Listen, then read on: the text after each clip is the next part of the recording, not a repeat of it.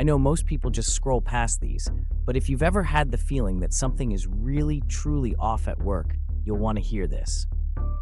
Yesterday, during my lunch break at the lab, I opened my lunchbox and found a folded note wedged between my sandwich and the granola bar. It was written in hurried, shaky handwriting, "Don't eat the apple." The thing is, I never pack apples. I'm allergic. I thought maybe my wife left the note as a weird joke, but when I texted her, she was confused. That's when I noticed I wasn't alone in the break room. Someone from R&D, a guy I'd never seen before, was sitting at the corner table, eyes locked on me, not even pretending to eat.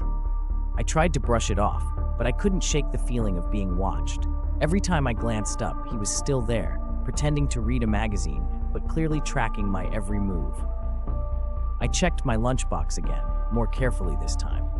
Tucked underneath the napkin was a small, perfectly green apple I was certain hadn't been there that morning. My hands started to sweat. I looked back at the man in the corner, and this time, he smiled, slowly, like he knew something I didn't. I decided to play along. I grabbed the apple and waved it in the air, joking loudly to the room. "Anyone lose an apple?" The man's smile faded instantly, and he stood up so abruptly his chair screeched against the tile. He walked out, but not before muttering, "It's not for you." That's when I noticed the apple's skin. There were tiny pinpricks all over it, barely visible. My heart pounded as I remembered last week's rumors about stolen lab chemicals and the fact that our security chief had been on edge over missing samples. I reported everything to security, but when they checked the cameras, the footage of the break room was corrupted during the exact time I was there. The man from R&D? No record of him ever being employed here.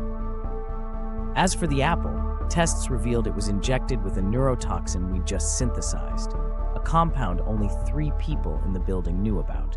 Now, every lunch break, I catch glimpses of strangers watching me from dark corners, waiting. I haven't eaten lunch since.